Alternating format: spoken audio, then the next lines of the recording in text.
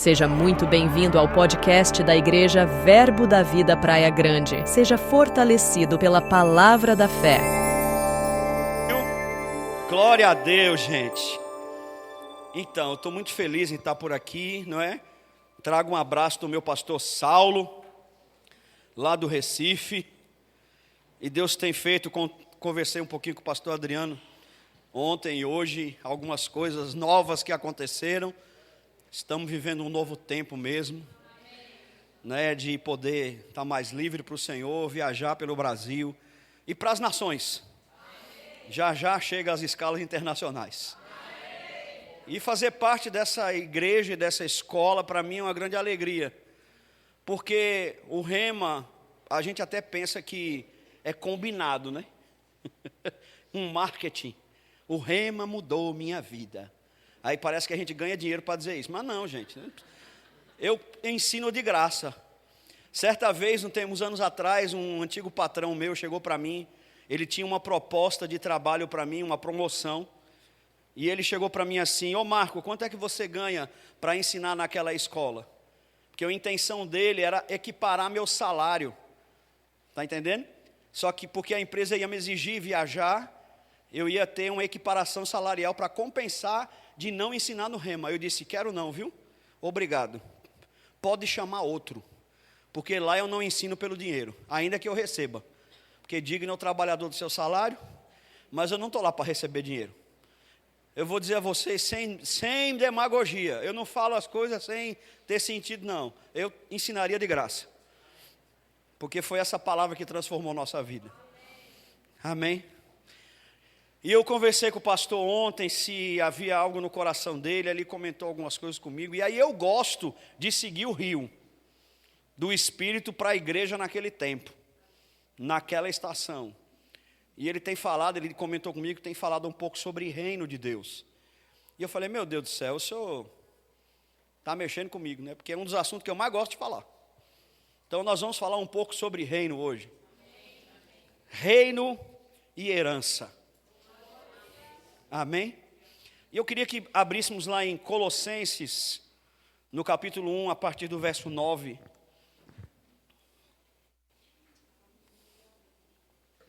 Colossenses 1, versículo 9, a palavra de Deus diz assim: por esta razão também nós, desde o dia em que ouvimos, não cessamos de orar por vós e de pedir que transbordeis de pleno conhecimento da sua vontade, em toda a sabedoria e entendimento espiritual, a fim de viverdes de modo digno do Senhor, seu inteiro agrado, frutificando em toda boa obra e crescendo no pleno conhecimento de Deus, sendo fortalecidos com todo o poder, segundo a força da sua glória, em toda perseverança e longanimidade com alegria, dando graças ao Pai, que nos fez idôneos à parte que nos cabe da herança dos santos na luz.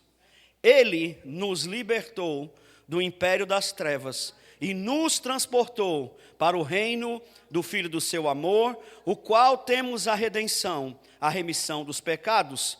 Este é a imagem do Deus invisível, o primogênito de toda a criação.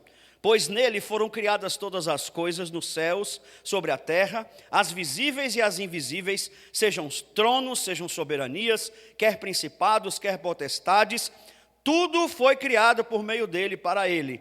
Ele é antes de todas as coisas, nele tudo subsiste. Tudo subsiste. Aleluia. Sabe, irmãos, nós precisamos compreender, não é? E quanto mais, e Paulo, por muitas vezes, nas suas cartas, e eu vou lhe dizer logo, vou lhe dar uma dica preciosa. Se você quiser saber qual é o essencial, não é? Para você aprender sobre Deus, sobre Jesus e sobre a palavra de Deus, foque nas cartas de Paulo. Não é que a gente vai desprezar o restante da Bíblia, tá bom? Mas é muito perigoso, não se assuste, não jogue cadeira em mim, o que eu vou dizer agora. É muito perigoso você querer começar a ler a Bíblia lá do Antigo Testamento. sem usar óculos. Se eu tirar os óculos, eu nem enxergo a metade. Não, mas se eu colocar de novo, opa, glória a Deus. E sabe qual é o nome do óculos que você tem que usar? Chama-se Cristo. Eu não posso ler a Bíblia sem Jesus. Está entendendo isso? Se eu for para o Antigo Testamento e começar a ler, não estou dizendo que é errado você fazer uma leitura sequenciada da Bíblia, não, mas comece no Novo Testamento. Inicie nos evangelhos e passe pelas cartas de Paulo. E dê uma atenção maior. Por quê? São nas cartas do apóstolo Paulo que está o ensino essencial para a nossa vida como filhos de Deus, como igreja de Deus. Nós somos a igreja de Deus. Nós não somos o Israel, nós não somos gentios mais. Né? Paulo escrevendo aos Efésios lá em Efésios 2, 12, vá lá por favor. Olha só que coisa poderosa que ele diz aqui. Naquele tempo estavam sem Cristo, separados da comunidade de Israel, estranho às alianças da promessa, sem esperança e sem Deus no mundo. Que situação. Enquanto nós não tínhamos o Senhor Jesus, nós estávamos nessa condição. E eu não sei, não conheço todo mundo que está aqui nesse auditório hoje, mas se você ainda não reconheceu Jesus Cristo como o Senhor da sua vida, ou se por algum motivo deixou de estar no reino de Deus, você precisa urgentemente voltar a essa condição, porque quem decide ficar fora está em perigo. Não se assuste, mas é a Bíblia que está dizendo. E Paulo, escrevendo aqui aos Colossenses, ele sempre inicia fazendo uma saudação, todas as cartas ele escreve, e aqui ele diz que estava orando pela igreja em Colossos, dizendo, olha, eu estou pedindo a Deus que Deus dê pleno conhecimento da sua vontade, trazendo sabedoria e entendimento para vocês. Eu estou orando para que Deus abra. É um paralelo, essa oração faz eco na mesma oração que ele ensinou ao povo de Efésios. Não é? Que o espírito de sabedoria e de revelação, no pleno conhecimento dele, ilumine os olhos do nosso entendimento para que nós possamos compreender qual é a esperança do nosso chamamento, qual é a riqueza da glória da nossa herança nos santos e qual é a suprema grandeza do seu poder. De uma forma resumida, nós temos declarado em nossas igrejas e também no Rema, algo como, eu sou o que a Bíblia diz que eu sou, eu tenho o que a Bíblia diz que eu tenho e eu posso tudo aquilo que a Bíblia diz que eu posso. Mas por que nós declaramos essas coisas? Porque desejamos de todo o coração, pelo menos deve ser esse o nosso desejo, de entender mais. Quem é que quer entender mais de Deus aqui? Ore por isso. Não basta só fazer aquela leitura religiosa todo dia. Aleluia. Vou aceitado por Deus porque não leu a Bíblia um dia. Eita, parece que eu estou fazendo um trabalho contrário do que o pastor fala aqui. Mas eu não estou desfazendo o que ele está fazendo, o que ele está dizendo, o que ele já te ensina. Porque você é muito bem instruído nessa casa. O que eu estou dizendo é que não pode ser algo religioso. Porque algo religioso não tem resultado.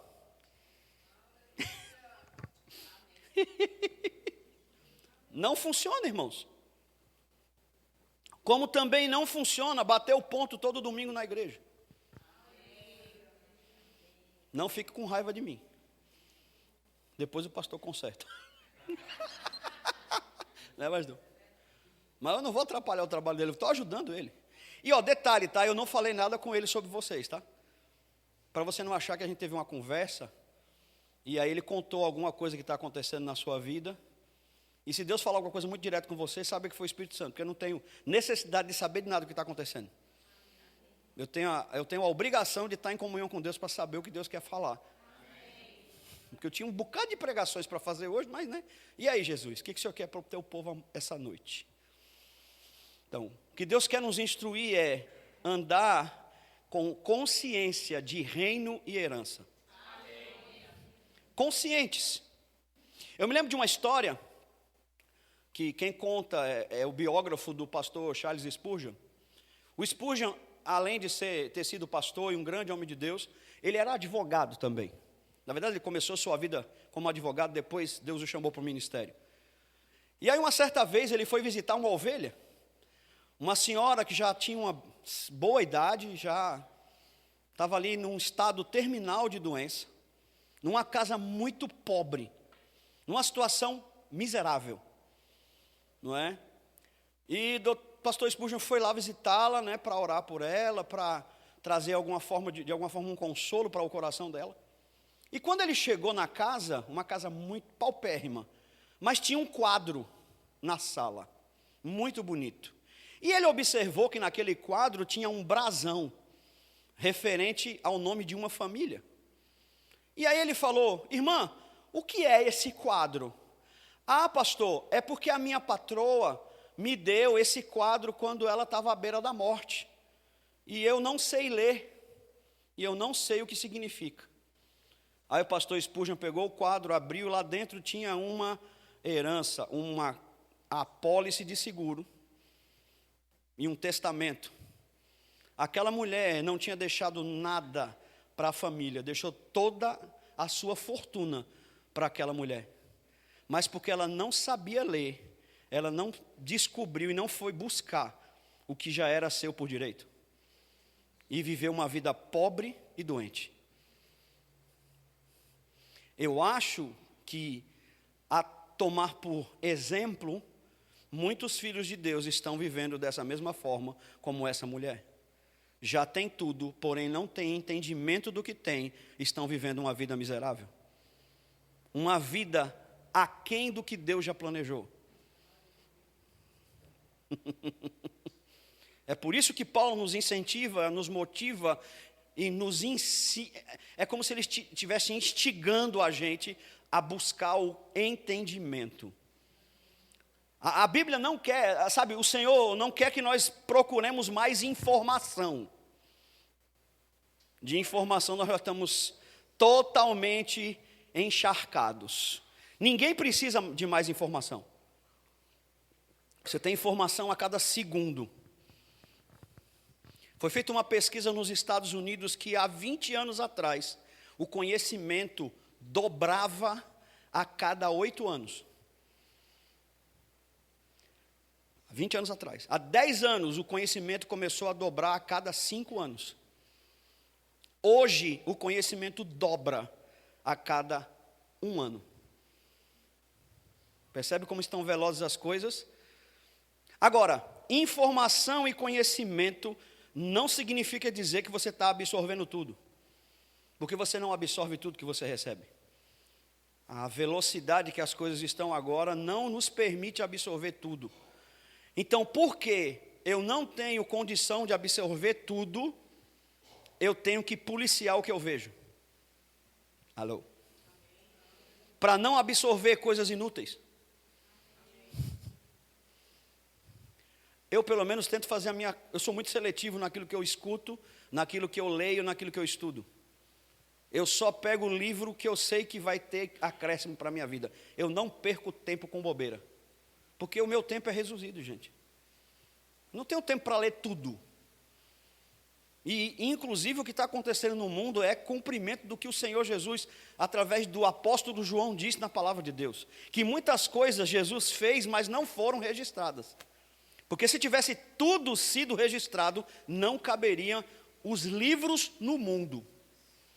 Com o pouco que nós temos, 4 evangelhos, o livro de Atos, as cartas de Paulo e os 39 livros do Antigo Testamento, já tem muita coisa para a gente aprender. E eu vou dizer, nem tudo o que se fala por aí é algo bom de se ouvir. Porque eu gosto muito da tecnologia, não tenho problema com tecnologia. Mas a tecnologia deu voz a muito idiota. Aleluia. Vou tomar água para descer. Eu estou vendo que vocês estão muito felizes, muito animados, né? Pregar sobre prosperidade, acho que deixa o povo mais animado, né, pastor? Receba a sua chave. Não, mas eu estou dando chaves para você viver melhor.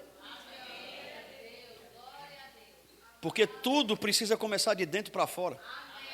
Se não começar de dentro para fora, não tem solução, não tem resultado.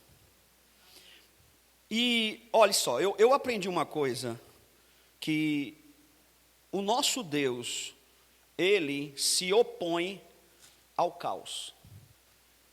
Eu não sei se você percebeu isso, mas Deus se opõe ao caos. Toda vez que não significa dizer que Ele estava se movendo, porque o Espírito do Senhor só se move quando a palavra entra em ação. Aí quando disse Deus, haja luz, aí tudo veio acontecer. Aí a luz veio. Você entende? Toda vez que algo, uma situação de caos quiser se instalar na sua vida, você não pode ficar de boca fechada.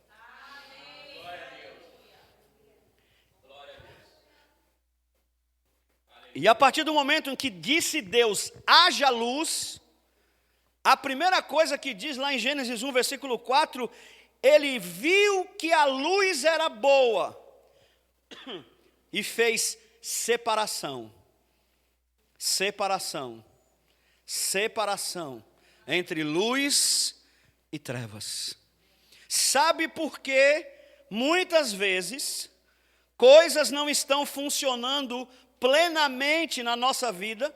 Porque nós estamos no reino de Deus querendo usar princípio do mundo. Deus já fez separação entre luz e trevas, minha gente. Não dá para usar as armas, Deus não usa as armas do diabo para nos alcançar. Há quem acredite que Deus coloca enfermidade nas pessoas porque Deus tem um propósito maior. Deus quer treinar a sua fé, aleluia. Deus está colocando você na moinha de Jeová, não é? Não, Deus não precisa usar as armas do diabo para alcançar você. Ele tem próprias formas de agir. Na verdade, Deus já estabeleceu as coisas desde o começo. Uma vez que Deus separou luz e trevas, Ele já disse, ó, quem não é comigo é contra mim. Quem comigo não ajunta e espalha.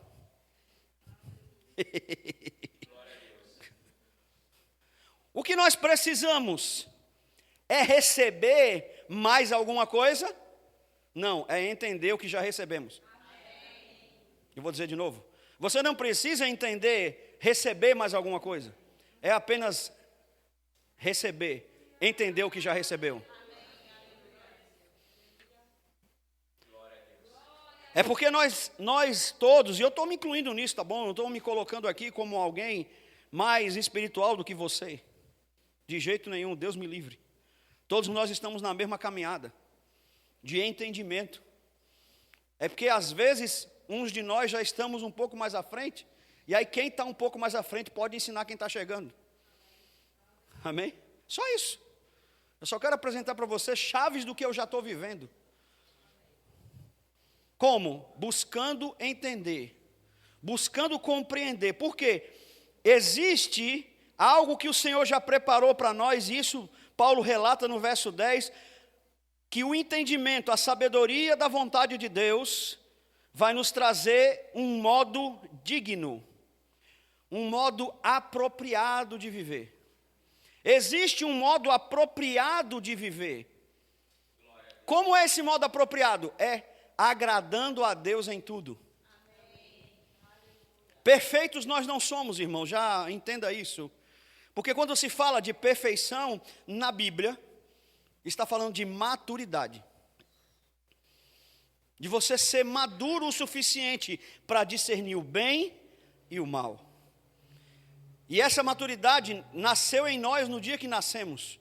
O Espírito Santo veio habitar dentro do nosso espírito para nos dar direção, para nos dar visão clara das coisas, não pensa, se você é filho de Deus, nascido de novo, e aí eu digo que isso é independente do seu tempo de evangelho, porque no reino de Deus não tem FGTM, Fundo de Garantia por Tempo Ministerial.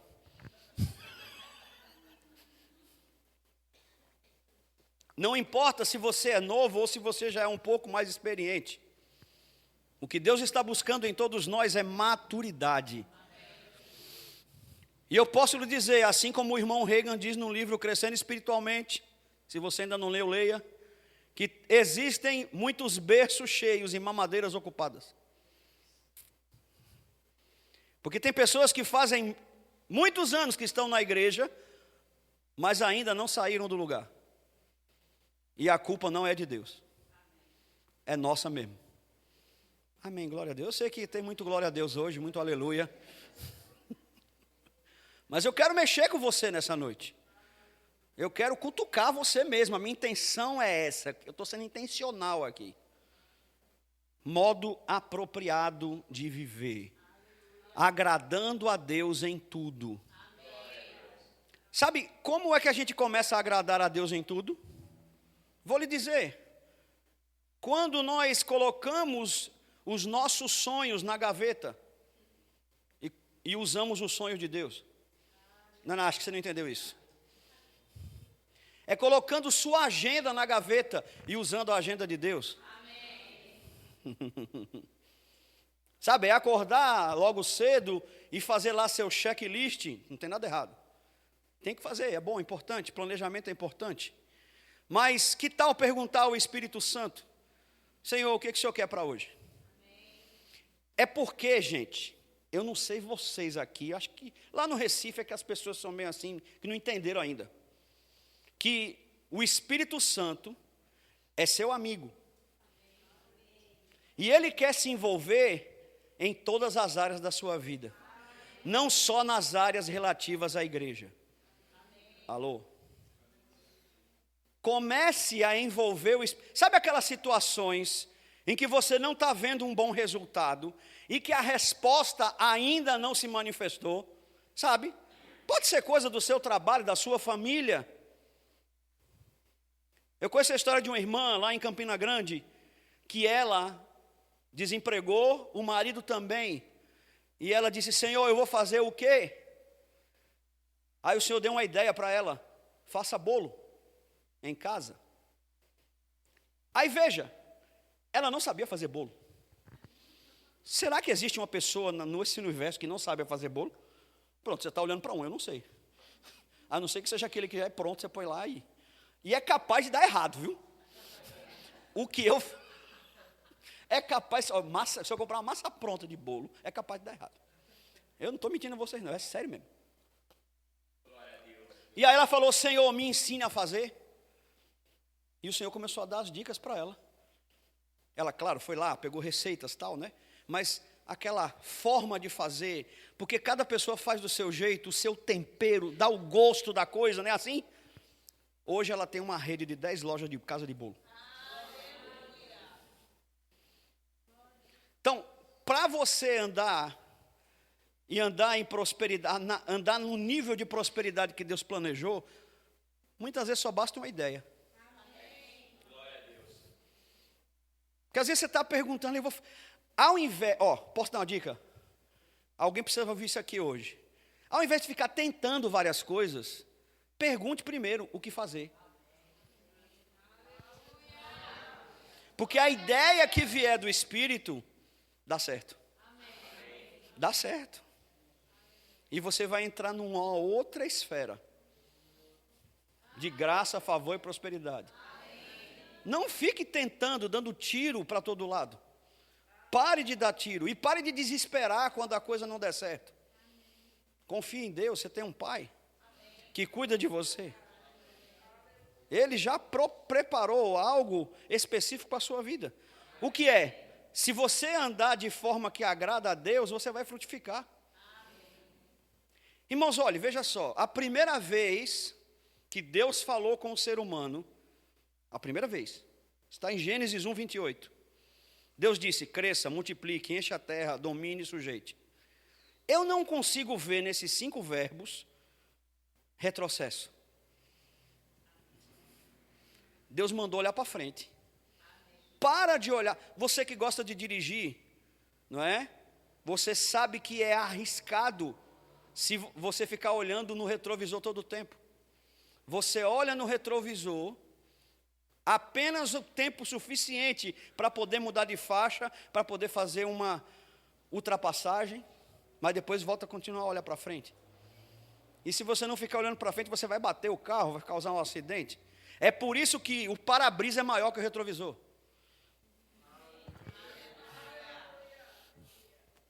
Se fosse para olhar para trás todo o tempo, era maior. O retrovisor era superior ao para-brisa. Está entendendo isso? São chaves para salvar a sua vida. Pare de olhar para seu passado. Seu passado já foi apagado na cruz do Calvário. Solta esse maldito desse passado.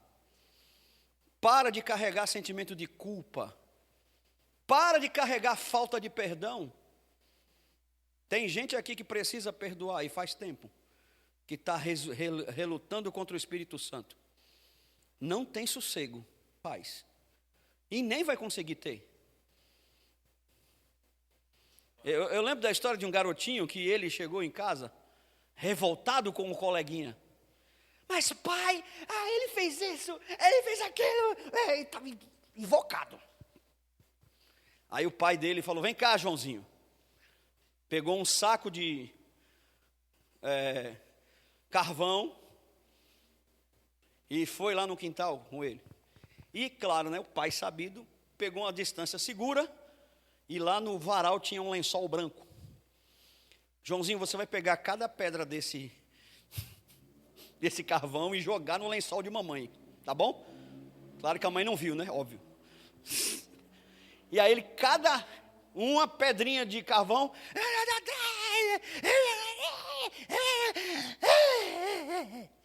Tá melhor, meu filho?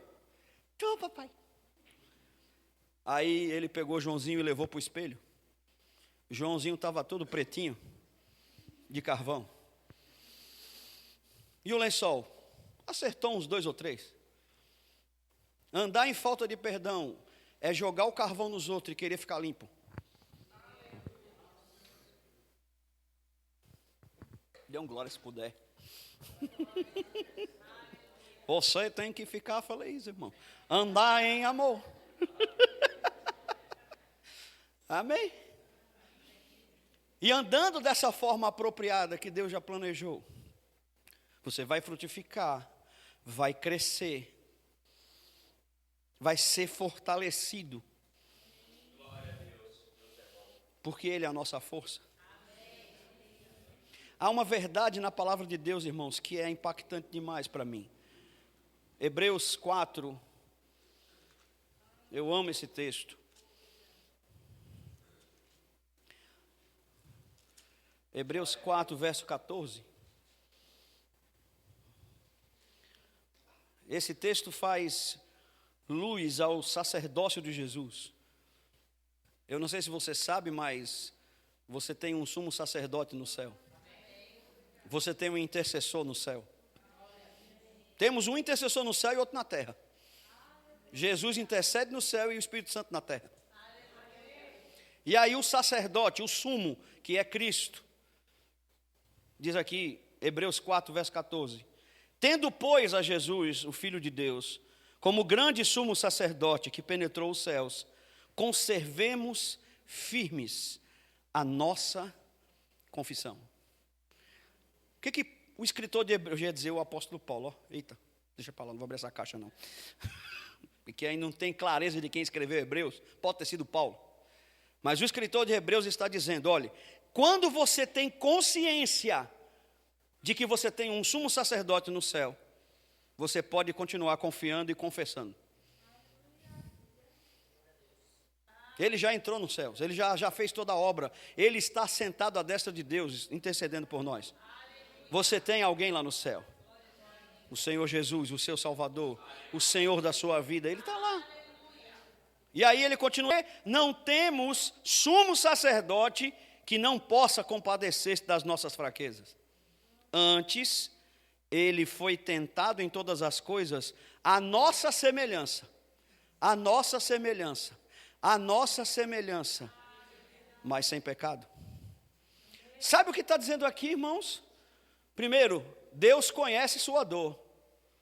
Jesus conhece sua dor muito mais, porque Jesus se fez um homem como nós. Sabe que Jesus veio a essa terra, ele não perdeu sua divindade, ele não deixou de ser Deus, porém foi acrescido a ele a humanidade. E essa humanidade deu a Jesus uma empatia eterna. Porque ele foi tentado, pressionado, perseguido, no mesmo nível que estamos agora. E eu vou dizer, o dele foi maior. Mas o que o escritor está dizendo? Não precisa achar que Deus não está olhando para a sua situação. Isso é mentira do diabo. Porque Satanás jamais vai conseguir empatar a Deus de te amar. Ele pode fazer até algumas coisas que se a gente deixar, porque é se não deslugar o diabo. Funciona assim? Não é a soberania de Deus que permite que o diabo trabalhe. É a nossa escolha que o diabo trabalha. Deus só permite o que eu já permiti. Eu acho que eu estou matando um bocado né? Estou destruindo a sua teologia um pouquinho hoje. O diabo só pode entrar onde ele tem espaço para entrar. Jesus só permite que o diabo entre se você já permitiu.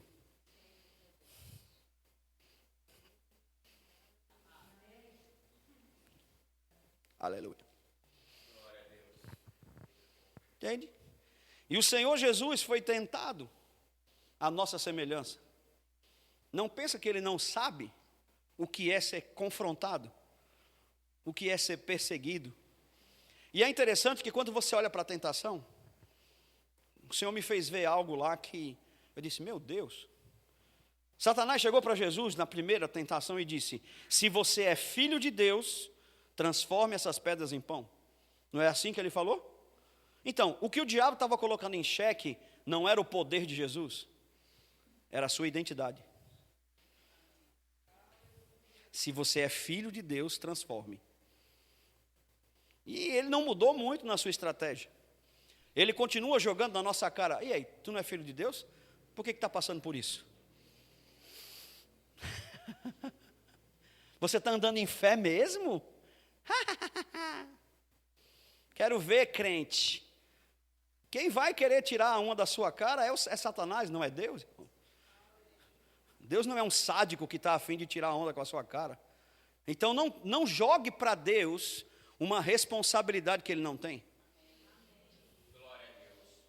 Mas coloque diante de Deus aquilo que Ele já disse que você pode colocar, lançando sobre Ele toda a vossa ansiedade, porque Ele tem cuidado de vós. Baseado nessa realidade de que nós temos um sumo sacerdote que sabe se compadecer das nossas fraquezas, que passou por pressões assim como nós passamos, olha só a proposta que tem no verso 16. Acheguemo-nos, acheguemo-nos, acheguemo-nos, acheguemo-nos. Sabe, não é o seu erro, não é o seu pecado que vai te tirar de perto de Deus. Não é isso que tira você de perto de Deus. O que nos tira de perto de Deus não é o pecado, mas é a falta de arrependimento. Ninguém será condenado por qualquer pecado que tenha cometido, mas vai ser condenado pelo perdão que rejeitou.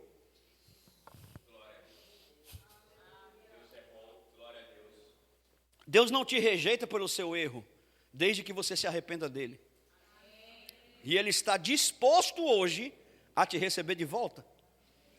Sabe por quê? Olha só que coisa poderosa. Se achegue confiadamente, não é? A palavra confiadamente aqui traz a ideia de ousadia. Não precisa chegar com medo. Porque no tempo dos sumos sacerdotes lá, na antiga aliança, eu não queria ser sacerdote naquele tempo. Porque, para vocês entenderem, apenas uma vez por ano se podia sentir ou presenciar a manifestação da presença de Deus. Quando o dia da expiação acontecia, o sacrifício era entregue, Mas o sumo sacerdote era responsável para levar o sacrifício até dentro do Santo dos Santos, o lugar da santidade de Deus, o Santo dos Santos, onde estava a Arca da Aliança. E ali era onde a presença de Deus descia. Mas se ele tivesse com a vida errada, tchau. E eu imagino que ele entrava lá muito tenso, com medo, porque ele estava recebendo a responsabilidade de ser o intercessor do povo, de ser o representante do povo diante de Deus. Mas agora, nós temos um sumo sacerdote que nem pecado tem. Ele pôde entrar lá, no Santo dos Santos, no céu. Ele não foi na terra, foi no céu, para apresentar o sacrifício. Foi por isso que quando Jesus ressuscitou, e ele logo viu Maria, na verdade Maria o viu, e Maria confundiu ela com o jardineiro. Lembram disso? Por que ela confundiu ele com o jardineiro? Porque o jardineiro é quem cuida do jardim. E Cristo nos restaurou a condição de voltar para o Éden. O Éden voltou para nós, o lugar da presença, da delícia, da graça, do favor de Deus.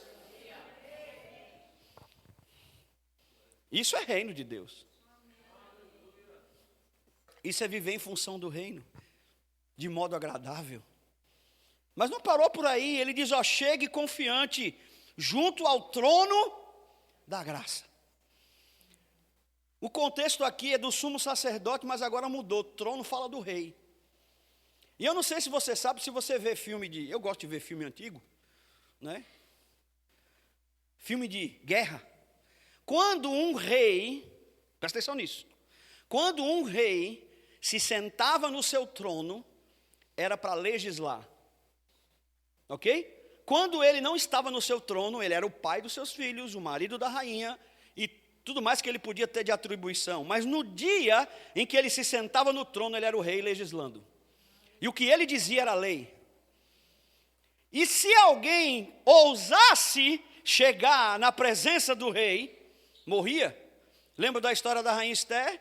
Ela precisou pedir autorização para se apresentar diante do marido. Mas só que é o seguinte, o rei Assuero não era o marido dela no trono, era o rei dela. E o rei no trono estava para julgar. Quem fosse, foi por isso que Ziba, que era servo de Saul, tremeu na base quando Davi o chamou. Porque você imagina o seguinte, você foi chamado pelo rei para ouvir uma conversa sobre o seu patrão, que foi o maior inimigo dele. Ziba pensou, agora eu estou acabado, vou morrer. Mas ele não podia dizer não, porque senão, só de dizer não, ele teria que ser morto. Ele chegou diante de Davi. E ali eu vejo um tipo de Cristo sobre nós. O rei no seu trono, ao invés de declarar juízo, declarou graça. Por isso que o trono é de graça. Aqui de Hebreus, é um trono de graça. Porque quando Davi pronunciou a sua sentença, ou a sua palavra, ele disse, tem alguém da casa de Saul que eu posso abençoar? Gotas de graça. E sabe por que Davi fez isso? Porque ele tinha feito uma aliança com Jonatas. E por causa de uma aliança, toda uma família foi poupada. Meu Deus! Meu Deus! Por causa da aliança que você tem, você é poupado diante do trono. Era para ser juízo, você recebe graça. Meu Deus do céu! A graça te dá o que você não merece. A graça é uma habilidade para fazer o que você não pode. Se a sua capacidade é fazer 20%, Deus entra com 80%. Se a sua capacidade é fazer 10%, Ele entra com 90%. Se a sua capacidade é 1%, Ele vai entrar com os 99%. Isso é a graça de Deus.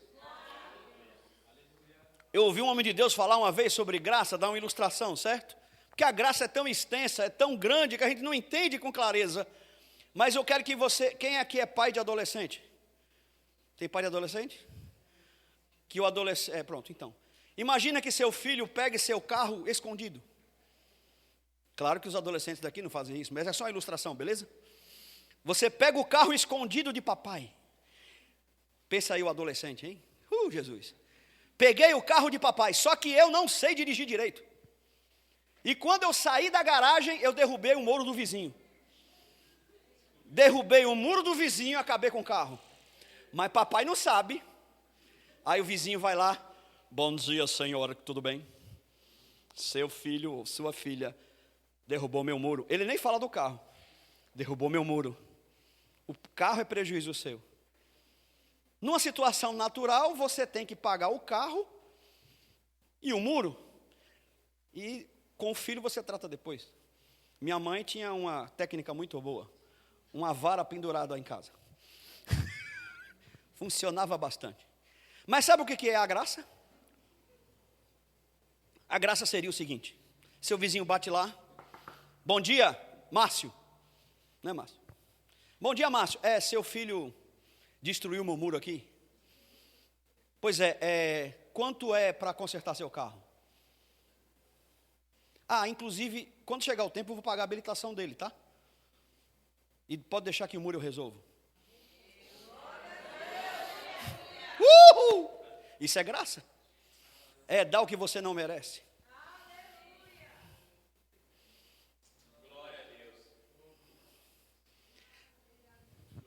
Mas o bom é que o versículo não acabou. É um trono de graça. E aí vamos receber misericórdia e acharmos graça. A graça nos dá o que a gente não merece. A misericórdia tira de nós o que a gente merecia. Presta atenção. Na condição de pecado que vivíamos, está diante do trono da graça, ainda que fosse da graça, precisava também ter a misericórdia. É por isso que o bispo Keith Butler escreveu um livro, A Misericórdia Vem Antes da Graça. Porque primeiro a misericórdia tira o que você merece, para depois receber o que não merece.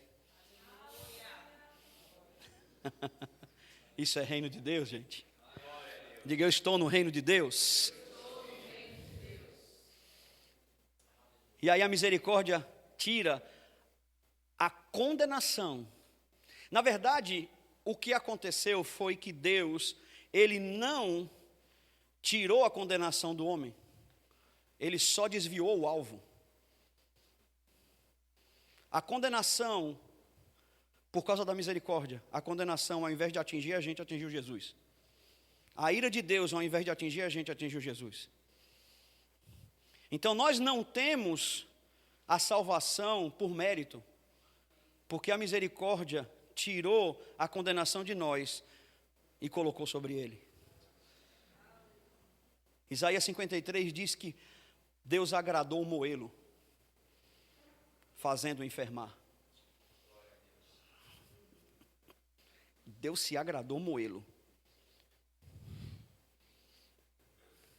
Jesus precisou chamar o Pai de Deus, para que nós pudéssemos chamar de novo Deus de Pai.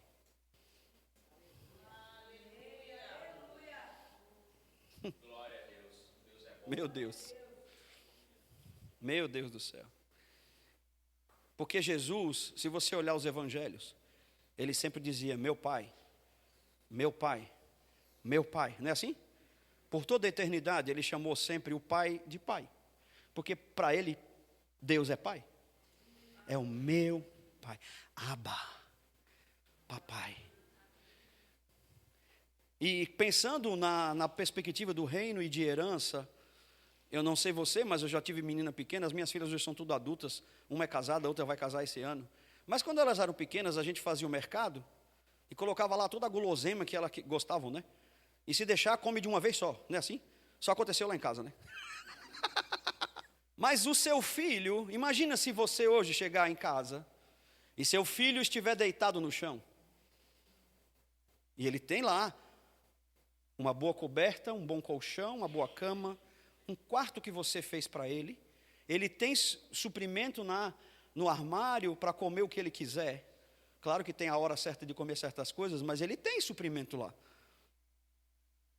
E ele está deitado no chão dizendo: papai, eu não sou digno de deitar nessa cama. Você vai dizer: rapaz, menino, deixa de besteira, vai dormir. Não é assim? Ou então seu filho chega hoje lá em casa de noite, ou amanhã cedo, antes de ir para a escola: papaizinho, não é assim não, papaizinho não. Amantíssimo, grandiosíssimo, queridíssimo papai, eu vos peço a honra e a delicadeza da sua parte para poder tomar um Danone. Tu vai dizer: menino, deixa de besteira. Na verdade, como ele sabe o que é seu, ele vai e pega. Eu não sei se você está entendendo isso. Herdeiros, vai e pega.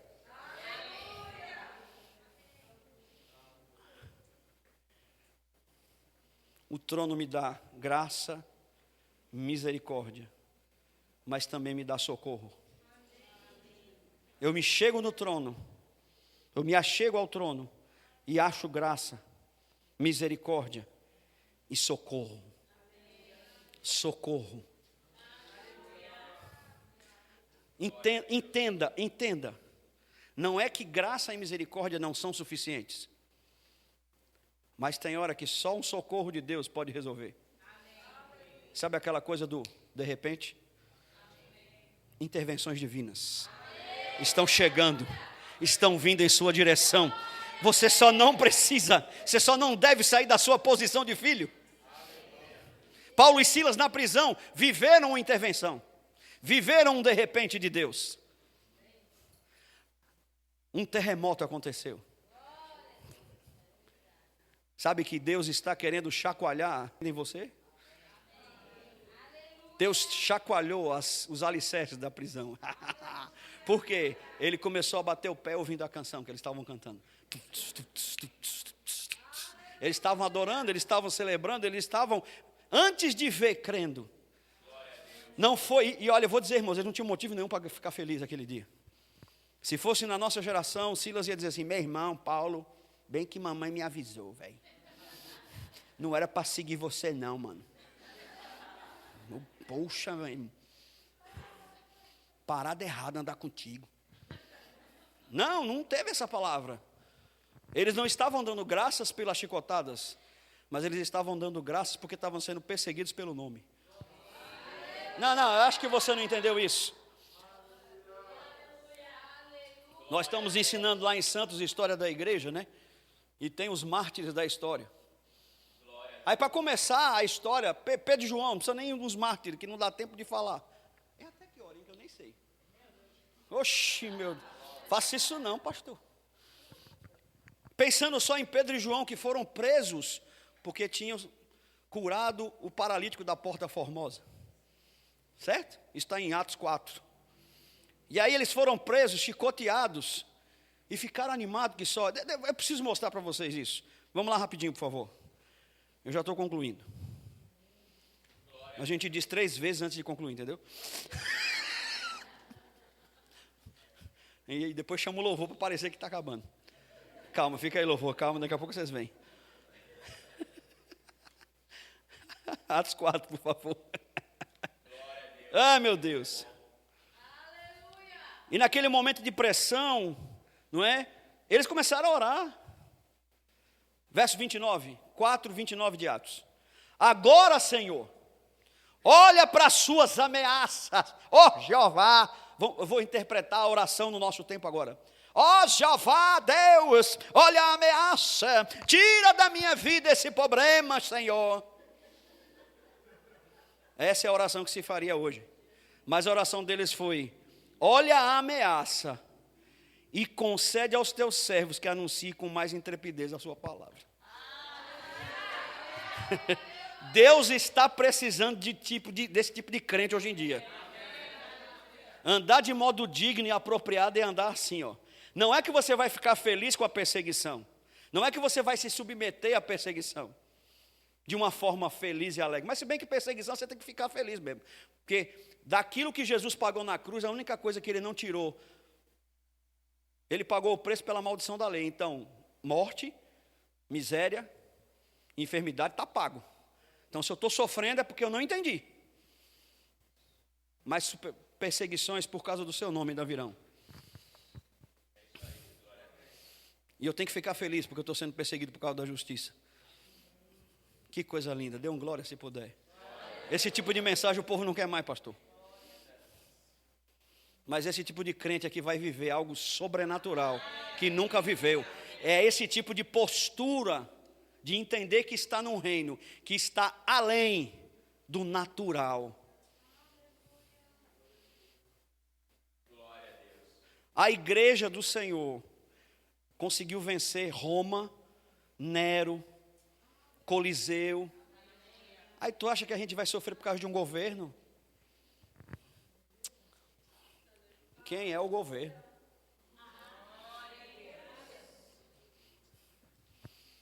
Olha, para você entender isso.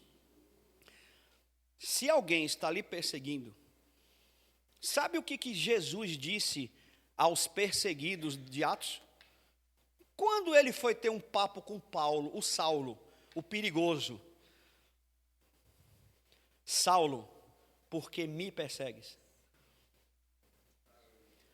Peraí. Paulo estava perseguindo a igreja. Certo? Paulo não estava perseguindo Jesus. Mas quando mexe com a igreja, está mexendo com ele.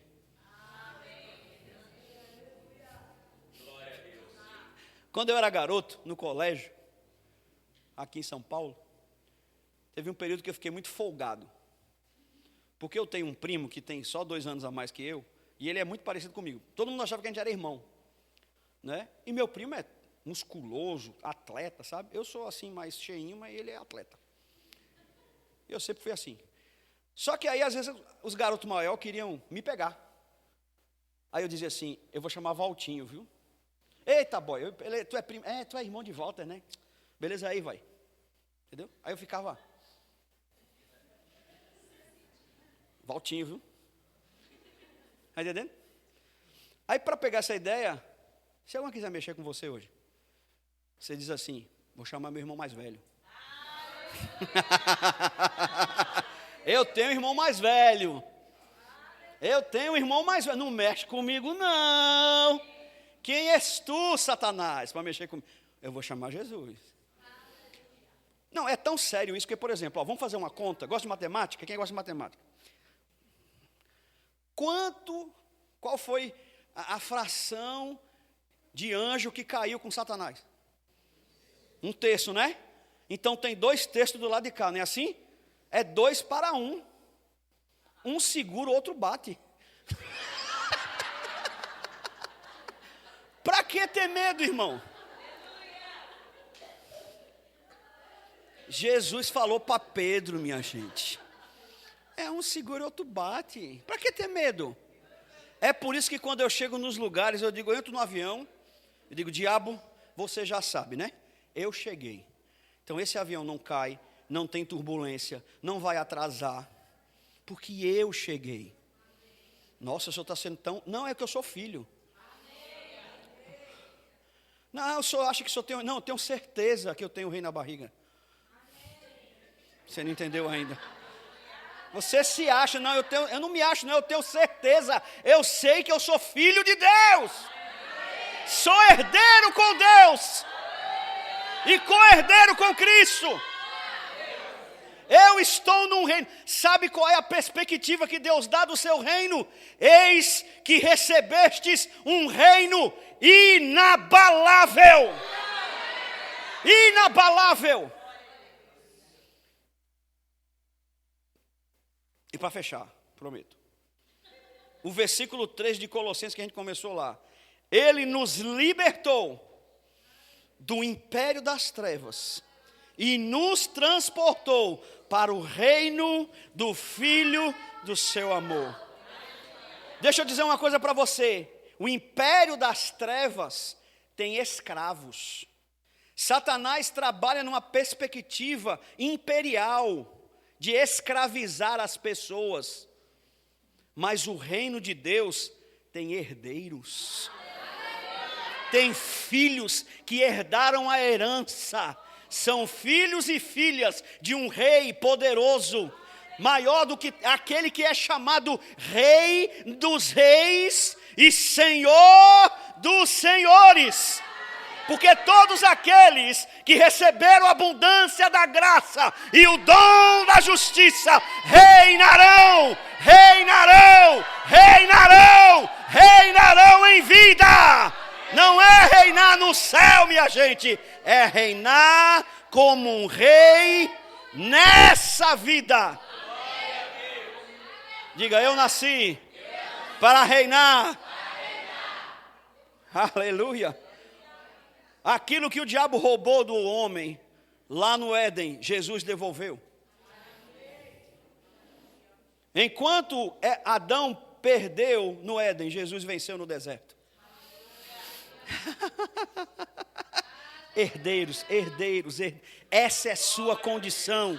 Mas eu vou dizer a você, essas coisas todas só podem funcionar, só vão funcionar se você estiver no reino. Fora dele não funciona. Porque Deus trabalha com princípios. E princípios não podem ser quebrados. Então, se você ainda não recebeu Jesus como o Senhor da sua vida, ou se por algum motivo afastou-se do reino. Olha, eu costumo fazer uma brincadeira, não é? Qualquer lugar que eu estou, eu tento me conectar com as pessoas para alcançá-las para Jesus. Seja o Uber, seja no ônibus, seja no avião, seja no supermercado. E graças a Deus, Deus tem feito grandes coisas. E aí eu sempre gosto de dizer para quem está afastado. Eu faço uma brincadeira, eu digo, rapaz, parabéns, você é muito corajoso. Aí buga logo a cabeça da pessoa, né? Por que eu sou corajoso? Porque está fora do reino de Deus, nesse mundo desgraçado como está. Desgraçado não é palavrão, é que é sem graça. Está fora da graça. Está fora da proteção. Tu é corajoso. Parabéns. Agora deixa eu explicar uma coisa para você. Eu não sei, não conheço todo mundo aqui, mas eu preciso explicar isso. Estar fora do reino não é necessariamente estar dentro da igreja ou fora da igreja. Você pode estar dentro da igreja e fora do reino. E pode estar fora da igreja e dentro do reino. Espera aí, pastor, não entendi nada. É porque igreja e reino são duas linhas paralelas que nunca se cruzam, mas fazem parte do mesmo contexto. É como a linha do trem, caminha junto. Você primeiro entra no reino, para depois entrar na igreja. São passos. Você primeiro tem que entrar no reino, depois a igreja, depois você escolhe a igreja que você quer congregar. E se você não tem nenhuma a congregar, essa aqui é uma excelente igreja para você ficar. Amém? Essa é uma excelente, maravilhosa igreja. Mas se você ainda não está, ou então um dia afastou-se por algum motivo, e hoje ouviu essa palavra e queimou seu coração, em nome de Jesus, eu quero lhe convidar a receber o Senhor de volta ou confessá-lo. Tem alguém nessa condição hoje? Queria que fizesse um sinal com a mão, assim, ó. Eu quero orar por você. Eu quero orar por você. Sua vida vai tomar um novo rumo. Um novo rumo. E eu vou dizer uma coisa também para você entender. Quem entra no reino, essa entrada no reino, você não precisa deixar de fazer absolutamente nada do que você está fazendo agora. Que um grande erro que as pessoas têm é achar que precisa melhorar para Deus a aceitar. Não, você aceita para ser melhorado. Porque nós passamos a vida inteira tentando melhorar e nunca conseguimos. Agora, no dia que a gente recebe o reino de Deus, entramos nesse reino. E como é que entra pelo reino? Recebendo Jesus. Reconhecendo Ele como Senhor e Salvador absoluto da sua vida. Alguém quer receber o Senhor hoje? Todos salvos aqui? Amém. Se todos são salvos, amém, glória a Deus, pastor. Aqui encerra. Se deixar, vai virar vigília mesmo. O senhor deixou, né?